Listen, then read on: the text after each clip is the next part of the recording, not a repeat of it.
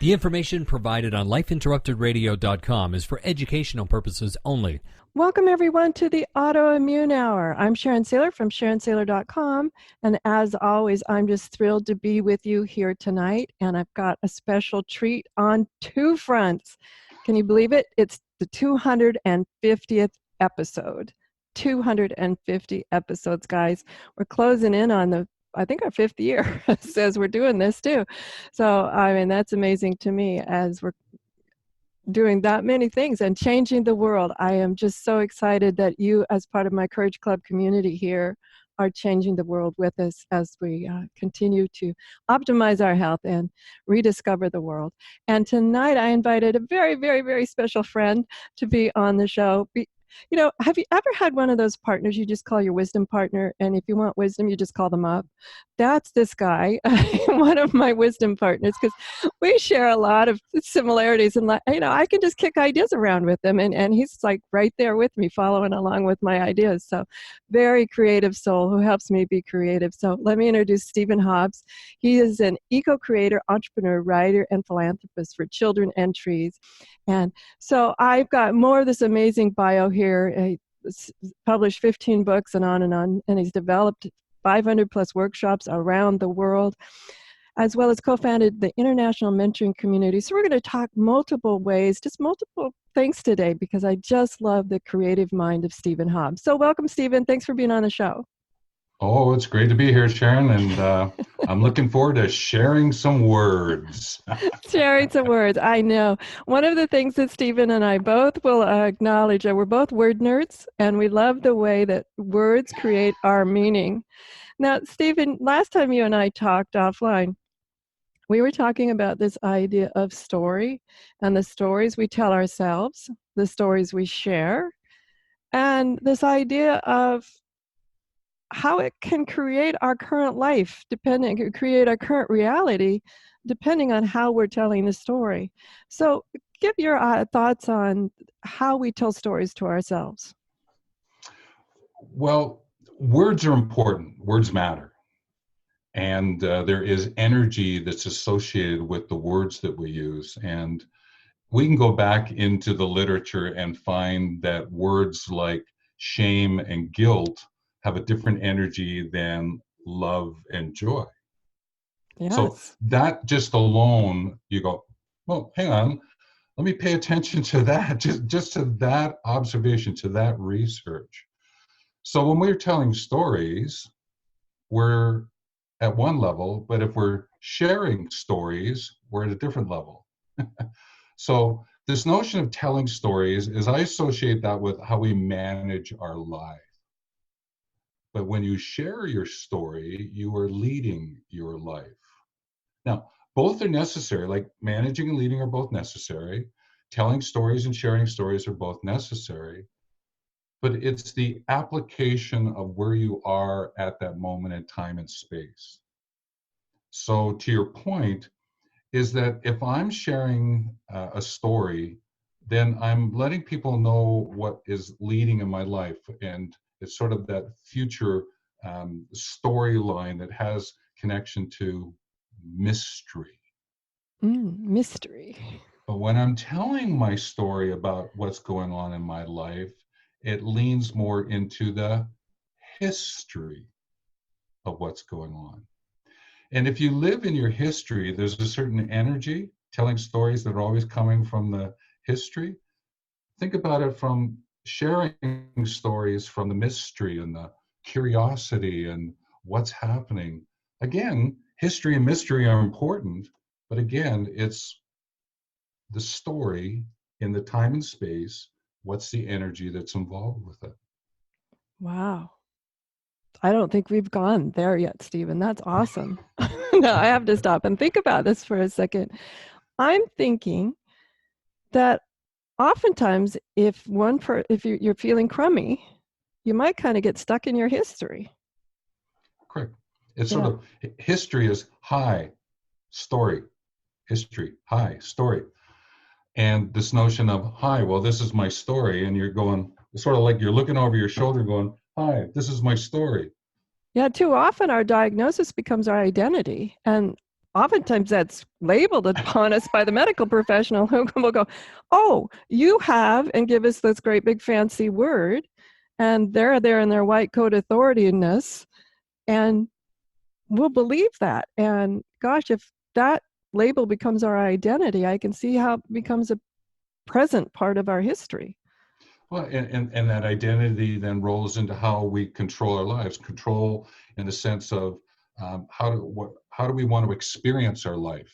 So this notion of the history and the identity and meaning that you pull from it. So if you're looking over your shoulder and you're going, okay, I'm going to bring my history in, then there's an identity and meaning that's associated with that. Which, if you go, okay, meaning, control, how am I going to how am I going to take in my experience? How am I going to control my experience, my lived experience? If you're bringing it from the past always, it's very different than if you're bringing it from the future in, which then affects your optimism, your resilience, all the ways in which you go about living your extraordinary life. Absolutely. Now, I'm curious, when I'm thinking of my history, though, I could come from two ways. I could come from that victim/survivor place of, I have survived this label, or I could come from, I have thrived and flourished even with this label, or maybe that's even still negative, but regardless of this label, I have thrived. And so I'm seeing that we could, even when we're telling our story, because oftentimes as patient leaders, we're sort of like labeled like, oh, she's a patient leader in XYZ, and it's like, okay, there again, somebody's labeling this as my identity. But even as we're telling the history part of our story, I'm seeing how we frame it of victim or thriver would impact our own beliefs about our well-being too, I think. Yes.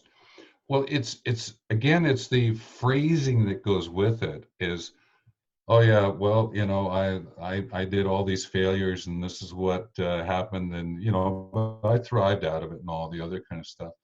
Very different than, wow, what an exciting life that I've had, and the learnings that I pulled from this, and all of a sudden swing it around to share what's going to happen from the future is a very different, the languaging, because words matter. And I have to catch myself all the time about what I'm telling about that and sharing about this.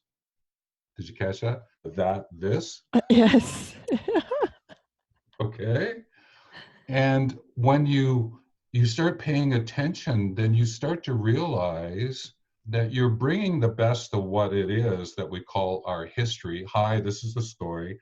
I'm bringing the best of whatever it is that I have forward, rather than relive what I've always done that hasn't worked for me. But if we go into the mystery, it's my story. It just happens to have an E instead of an O. Story. They are rooted in the same idea. Mystery is my story. And you're going, okay, well, this is my story. I'm going to share my story. This is what I'm going to live from. So that in my presence, I'm going to live forward, right? Rather than, it's sort of like the term feedback. Right. Feed forward or feed fromward. It's a big difference. If I'm giving you feedback, it's what's happened in the history. But if I'm giving you feed forward, it's happening right now. Or feed fromward, and I'm anticipating, I'm giving you some insights that are going to help you from your future. Again, those words matter. The root of those words matter. I know. And some people might be just going, well, I don't get it. Let's talk little bit about these tiny little words that matter. Like you said, this or that. I know you and I have shared at or that, like the locus of control with those words. Let's talk a little bit of why those tiny little words matter. Well, they're the prepositions, and we call them in the grammar world, like in, on, for, right? Then a lot of the other words like because and whatever, these are transition kind of words. Our language, if we go with Edward de Bono, who I read over the years, he gave such an excellent phrase. He says, words are the freezing of reality.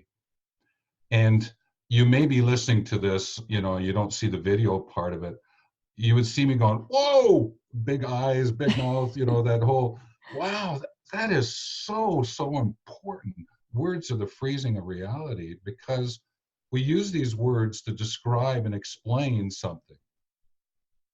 And if it's coming from history and you don't have any kind of reference point to that, you have to listen in or see what the person is sharing with you, right? In your presence. But if you're speaking about your mystery and you're bringing it in from the future, then you're both co-creating it at that point in time, because you don't really have a great freezing. You just have a way of sharing it together.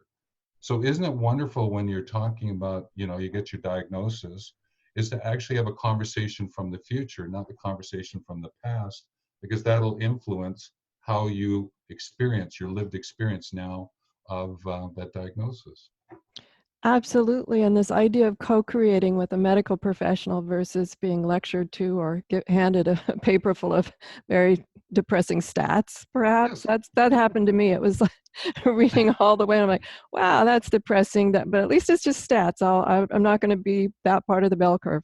So that's Yes. what is so Yeah. amazing to me is too often, even in communication classes, I can see a medical professional who has attended some sort of communication class and not a very good one, because they're trying so hard to be sympathetic and empathetic and, Yeah. try so hard, and yet they're missing the point by a mile of, like, what kind of empathy does this person need? Maybe they're a very resilient person and just the facts, please.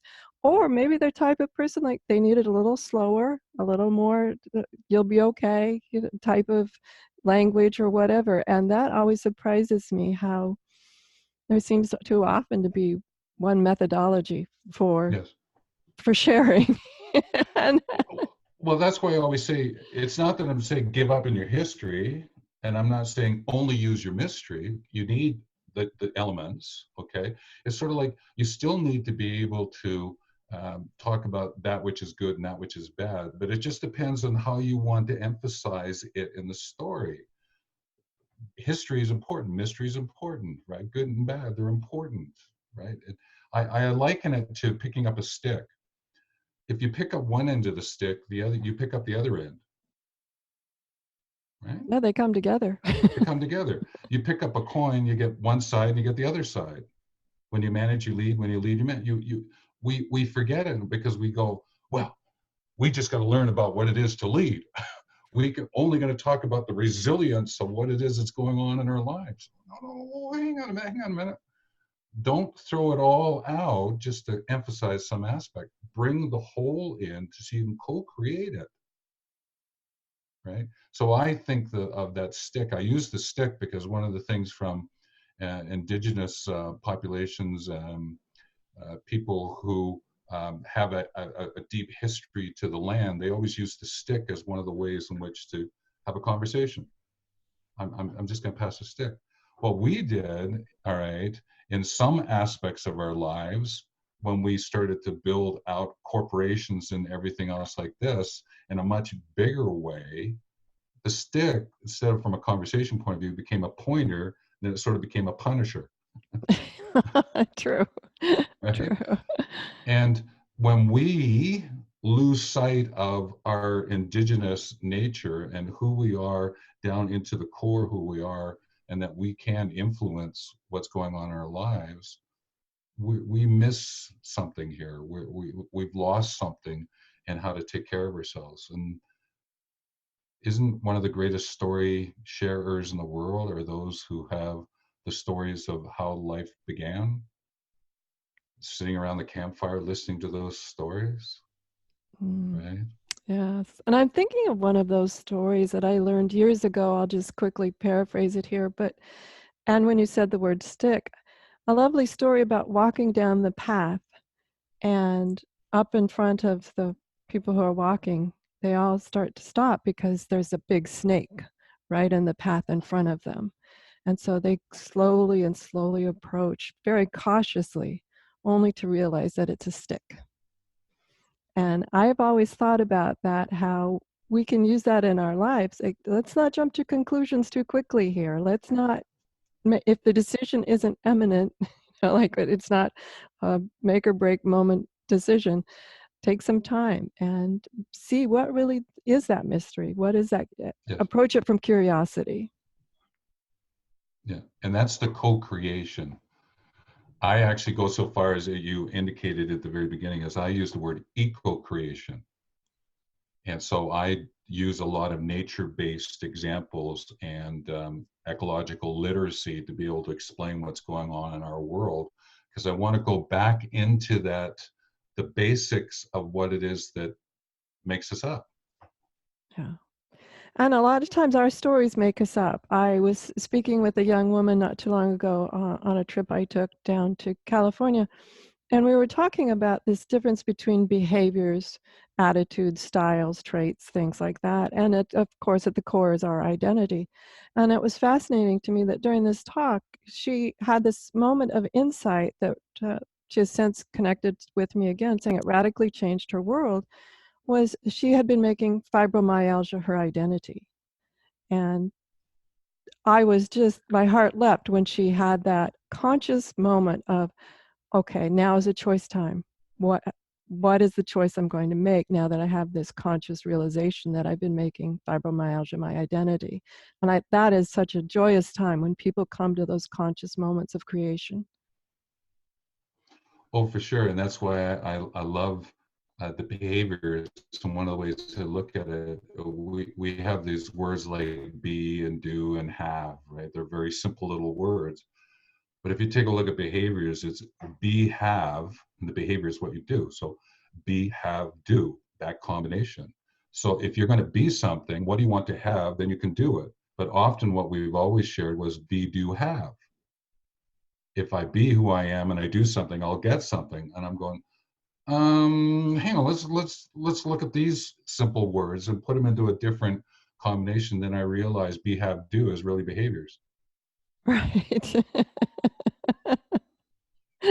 Absolutely. And I went, okay, great. Now I got a better understanding of what that's all about. So when the story comes up, well, it's all about behaviors and all the, okay, let's just take a look at the word and see what's coming out of it. Right. And because how we think is, there's that statement I've heard before of, how you do one thing's how you do everything. And oftentimes people aren't aware of that. They'll stop and say, well, that's not true. Over here, I'm like, let's map this Yes. out and see if it doesn't work that way, Yes. and be able to transition that way. Now, we're just, we've got to take a quick commercial break. When we come back, we're going to talk to Stephen more about this power of how we talk to ourselves, how we talk to others about what's going on in our lives, as well as how we let others talk to us about it. And we'll get back, circling back around, like, are they implanting these things in us or not? So we'll be right back. Or we can even get into it with Stephen, this idea of what is reality. I love arguing and debating with Stephen on even the topic of what is reality, because oftentimes what happens in reality isn't what other people are seeing in reality. I like to think of my siblings, and we're not that far apart in age, and let you talk to them about our childhood, and we had 3 completely different set of parents. So it's fascinating to me. Let's talk about how words, we've talked about history and mystery and into this idea of curiosity. What are some ways when we're talking to people and they're implanting or attempting, I should say, to implant their reality on us? Is there a way that we can sort of like, whoa, back off, shields up? What can we do? Well, let's just look at the word reality. All it, why. All right. Is about all of what it is that you're attempting to share, so that you can understand it, whatever that it is that you're sharing, and to be able to present the why behind it. So if we are telling into our reality, then there's this sense of, you don't really have the co-creation. You just feel like, oh, okay, this is what's going on. This is what you want me to believe. This is what you want me to do.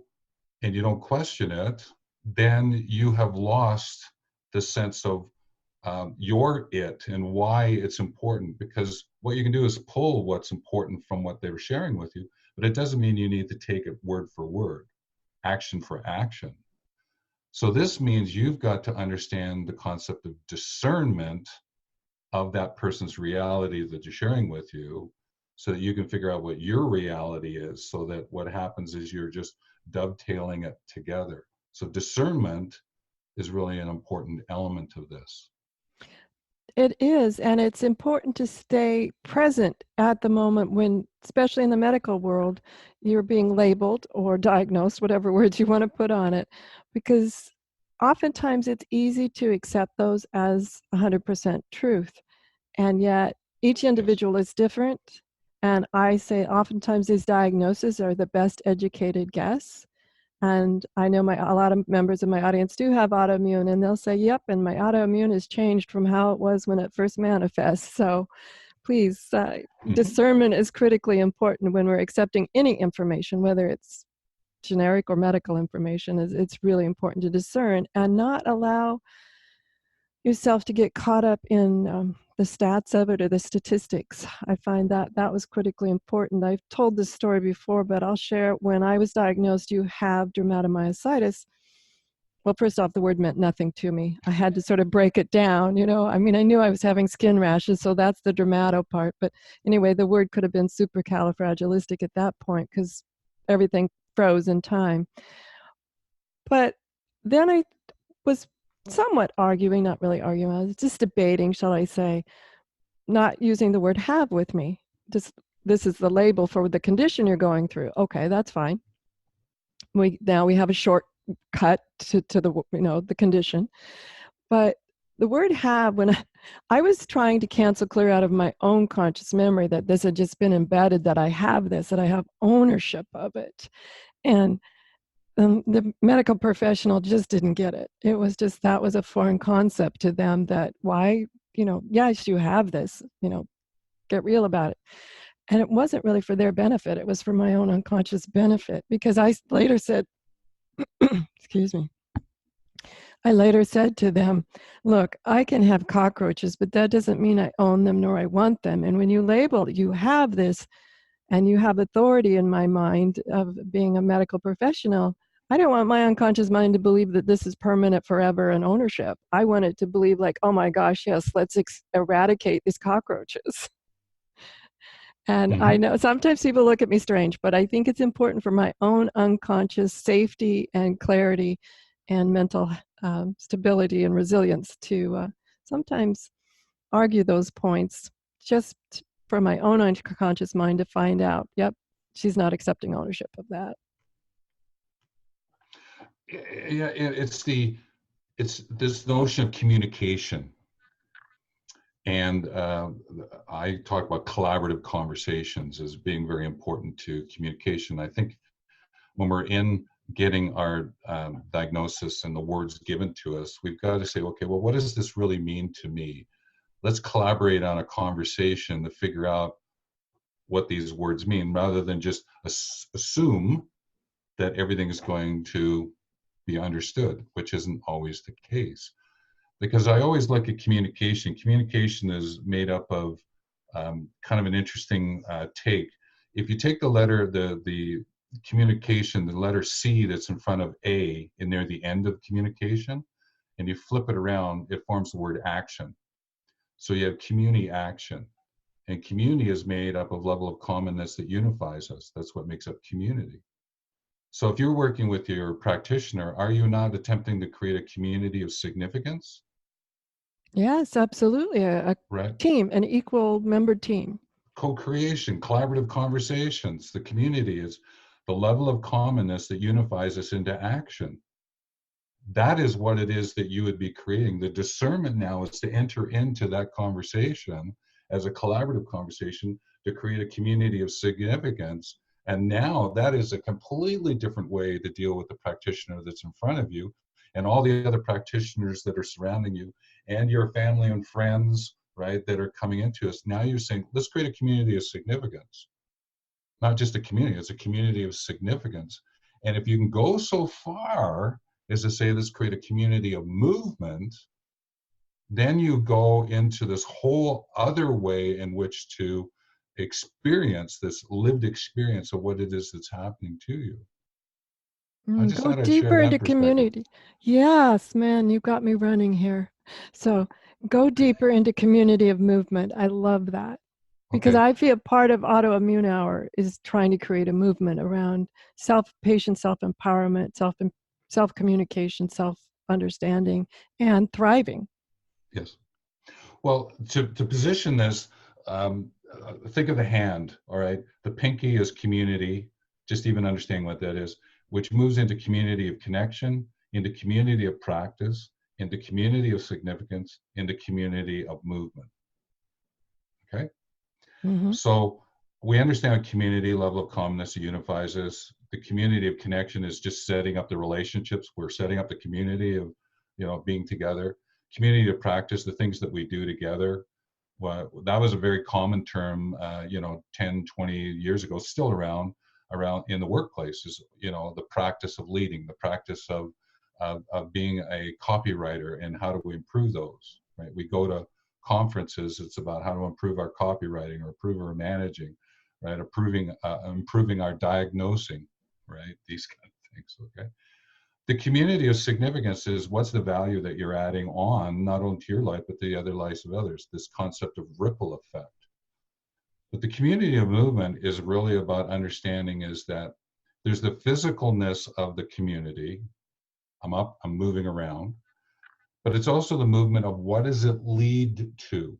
This community that you're bringing around you is leading to something, health and wellness, right? Yes.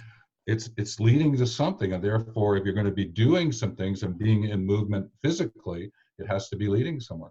Therefore, the programs that you're using has to support that movement. So these programs, the movement in the programs is important, just as it is the movement of what it is you're doing in terms of your community. So what it is that people learn from your diagnosis, your lived experience, can help others. There's a community of movement into that ripple effect, right out into the part is that, you know what? And I think you did this a little bit. I want to talk to more people. I want to share with more people the story of the autoimmune system, what it's done for me. I'm going to create a movement. What is it, 250 shows now? I Yeah, think there's a bit you're of a number movement. 250. There's a bit of a movement there, right? You've taken the physicalness of it, what it leads to, the programs that support it, the community that can benefit from this, practitioners and people who have the autoimmune, right? The whatever they may have at that point in time, and created a way in which to be for the world. So Sharon, I would share with you is that you are being for the world, not being in the world. And for that, I think we all need to celebrate the fact that you're doing what it is that you're doing. So thank you. Well, thank you, Stephen. Thank you. Now I'm blushing here if you're on YouTube. But it's very important to me. And I'm glad you bring that up, because I love this idea of creating a movement about talking about wellness and well-being completely differently. It's important that we understand that this is an important, amazing machine that wants to find balance and heal itself and wants to keep wellness that's the norm. And I think it's so important that we come from this frame of that's what we're wanting other people to understand too. For two reasons in my mind. One is, if you realize that my machine is a self-healing machine, your suggestions might be slightly different on how I could rehabilitate or readjust, or, just like turn the screwdriver over here and get a different result, versus something about, oh, I've had community members, come and mention to me, oh my gosh, my doctor wanted to take out this organ or that organ. And I said, well, isn't that kind of an important organ? And, oh, no, it's just part of your immune system. And I was looking at them sort of cross-eyed, like, somebody really said that to you? I mean, it just was so, okay. But anyway, luckily this person had said no, and now it's a funny story in their world of of resilience. But Yes. I would love to just change the dynamics of how we communicate about ourselves and our well-being and our wellness. It's so important to me. Yes. I agree. Right. And then Now, again, communication, conversation. If I may, just another little fun piece. If you take the spelling of the word conversation and you flip the S and the V in the word, it spells conservation. oh, cool. So what would happen if we started to think about our conversations are about conservation, how to take care of what it is that we have. Our conversations about what's happening to us from an autoimmune perspective, right? And finding a way in which to develop a conversion, conservation of our life to be able to protect ourselves, just like what we do when we're looking for helping the ducks and ponds. Yes. Oh my gosh. What would happen if we flipped some of that around and sort of chewed on that for a little bit? Wow, there's something there. Right. I'd never thought about wellness and well-being and conservation in the same frame. That completely changes the dynamic of thinking about wellness and Yes. well-being. Yeah. Fascinating. Fascinating. We need when I get with Stephen, as you could tell, I get lost. We just blew by that quick commercial break. So hang on, guys. We'll be back in just a minute or two. And when we're going to come back, we're going to talk about the power of mentors. We'll be right back.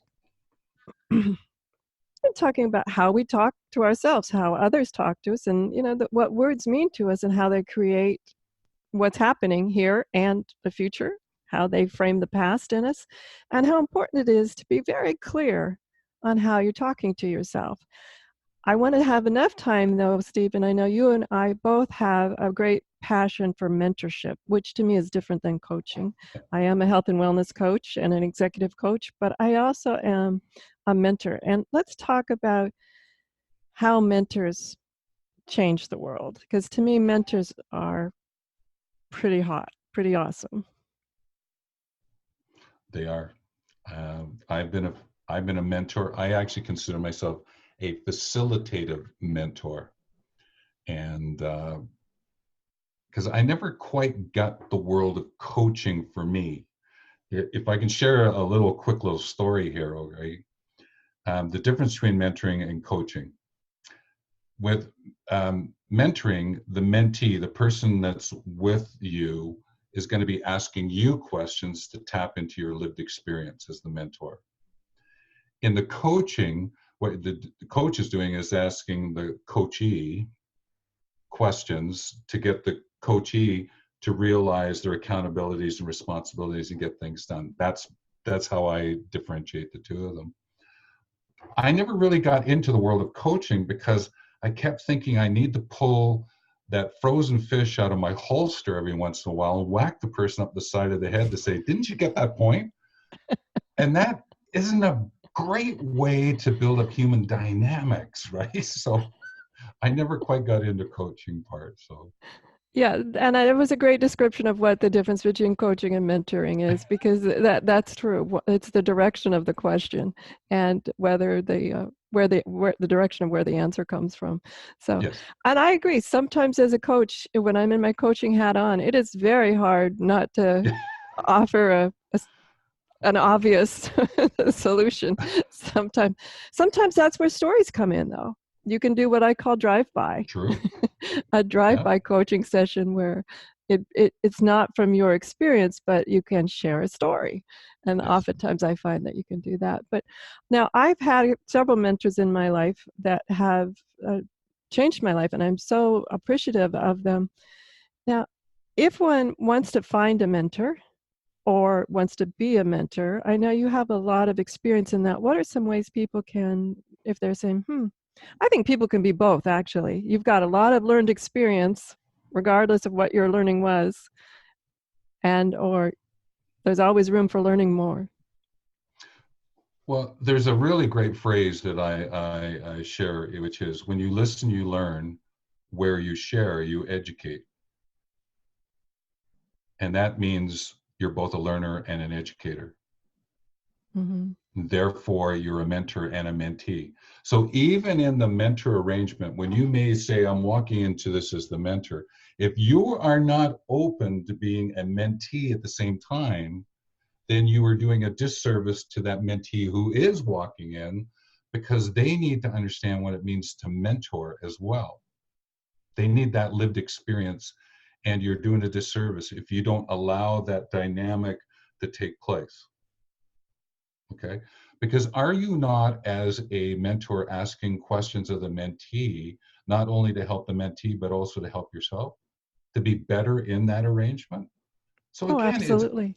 it's a dynamic that's there. So to your question, mentors are everywhere. It just depends whose lived experience you want to tap into. Now you'll notice I didn't say that older person. I said, what lived experience do you want to tap into? I don't talk about mentors by age. I talk about mentors who have a lived experience. They have an appreciation of a legacy story that they are sharing with the world. Now, again, it goes back to story that we were talking about, legacy. Legacy to me is the useful what's that you gift others so that they can learn something from your lived experience. That's your legacy. And the useful what's is time, effort, and money. How are you using your time, effort, and money? That shares a lot about what it is that's going on in your life. And gifting it, not giving, I said gift it, is its conscious decision to gift this to. It's different than, I'm going to give you this. Gift this to you, right? So that others can learn something from you, right? From your lived experience. Therefore, mentors are around you everywhere. Whose lived experience do you want to tap into? Now, you obviously can go to the association. There's, like if you're into business, right? The chambers, the business network groups. If you're looking at finding a mentor, maybe to deal with something that's going on because of the diagnosis that you received, there are groups that have formed, nonprofits that have formed. You can reach out into those.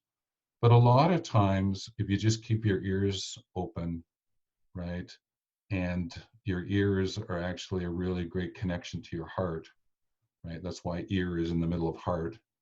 Then just by listening to what's being said around you, the mentor's right there, and you just ask that person a question, and there it is, right there in front of you. Absolutely. And oftentimes, if you don't know what questions to ask, tell me more is a beautiful question. The one I always enjoy is, just walk me through what's going on. Same sort of question. Same Stephen sort of is a real question. take action kind of dude. So Walk me through what's going on. right. And you can tell so much about people by the word choices they use too. I know that's the kind of question I would expect from Stephen. He's a real take action kind of person. So it's interesting to me, how we can find these things. And we're back here as being a word nerd again, this idea of words. That the other thing that I like to play with words are just trying to uncover where someone is with their words. Like there are, I don't want that to happen again kind of words versus that happened and I'm going here type of words. So an away from point of view or a towards point of view. And as a mentor, I think it's important that they use all of those different modalities, shall I say, so people can get the richness of the what they're trying to share. Oftentimes people have preferences, and I say, share the whole history, mystery, curiosity, share the whole thing with people so they have that opportunity. Yeah. I had a wonderful mentor. For sure. Yeah, I have a wonderful mentor, still my mentor, but at this point, after, I don't know, 25 years, I think, if I did the math, Yeah. it's about that anyway. It's become this wonderful time of each of us sharing and teaching each other. Oh, we'll get together for a meal and go, oh, and this is what happened. And I knew you would be fascinated when that happens. So it's sharing up our little list of co-mentoring. is another wonderful place for it to be as well. It goes, and I'm playing with words again. Question, quest ion. An ion is a chemical particle that's looking for its complementary opposite. If it's positive, it's looking for its negative. If it's negative, it's looking for its positive, because it's trying to come together again, right? So in a sense, the ion is on a quest to find its complementary opposite. So a question is looking for its answer, but an answer is looking for its question. Mm. I always love that. Stephen makes me stop and think for a minute. I have to sometimes replay what he says in my mind until I see the juiciness of it. That is But fascinating. That is so true, that they're in search of each other. yeah, and I think that that's when people are in search of, I need that answer. Well, make sure that the question gets you there. That's true. Oftentimes, if you get an answer that you don't recognize or it takes you by surprise, I always say, well, that was the question you asked. The response you got is the question Yeah. you asked.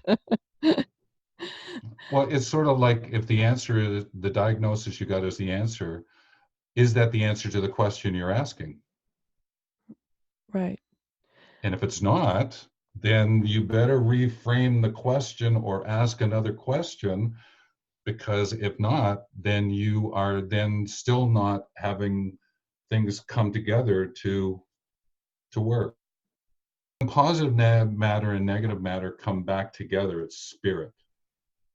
So when spirit breaks down, it's positive and negative matter. So when we hear phrases like "what matters," well, what you do is you need to find the positive and the negative matter. What the hinders, what helps, bring it together, okay, to bring spirit back in. So the question and answer is sort of like another way to express, if the question and answer are coming together and it makes sense, then you've got the spirit that's needed. And it's the deepness of our spirit that allows us to have that lived experience, and therefore to learn and know about what's happening to us in our body, in our soul, in all aspects of our life. And I think the deep learning about ourselves is one of the gifts of my autoimmune. As I look through this period from the original diagnosis to now, such a deeper understanding of who I am, why I'm here, and I appreciate that about it. Some people might think, well, that's kind of strange, but I do find that a deeper appreciation of who I am, and I've come to actually have those tough questions with myself of who are you and what is the purpose here. And I think Yeah. those are really powerful things to take away from any part of your life, whether it was a success or a diagnosis or a failure, anything like that, is having those conversations with ourselves at that deep level of why am I here? Who am I showing up as is a question I ask myself a lot. So I Yeah. think those questions we ask ourselves are critically important as long as we're honest with ourselves. Truth, trust, and transparency. Three Yes. key words to work with, to live with. Oh my gosh. Stephen, we're just down to the last 5 minutes. I know when you and I get together, we can just, over a cup of tea, just chat forever. Yet, I want, what final things would you like to share with the audience? And then let the audience know all about the amazing stuff you're doing in the world. Well, one of the key phrases, and I've used it already, is about really exploring what it means to be for the world rather than being in the world. You still have to understand what your in is, and like your reflection in, but your reflection on is for the world, and what's that ripple effect that's happening for you. I know that back in 1987, when that machine gun came through the window of that vehicle, touched the tip of my nose, that my life was going to shift, right? There was something that was going to take place, and it has happened. And for the last 30 years, I've been on this way of being for the world. And now I'm working with big mega projects that are helping to develop housing for thousands upon thousands of people in some cities around the world, right? 30 years ago, I was dealing with HIV and AIDS health promotion. 30 years later, I'm dealing with how to help people live, their lives, and so they can be for the world. I'm sharing this because I think that we all have an opportunity to be for the world. And whatever way you can find a way to express that, I would encourage that. And that's living your extraordinary life. See, everyone, that's Stephen Hobbs. You can tell why I just adore this man. I just love sharing time with this person, because I always come away with new insights and feeling a change in myself that can help change the world. So thank you, my dear friend, for being on the show. Everyone, Stephen, give your website. I know it's yes. unique spelling, so give your website. You betcha. It's Wealth Movement, WELLTH movement.com. Wealth standing for well-being and well-living to the nth degree. WELLTH movement.com.